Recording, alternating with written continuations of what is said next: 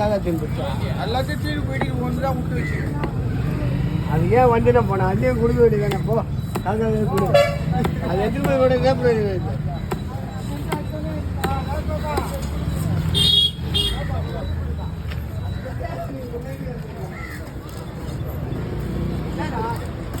கீரை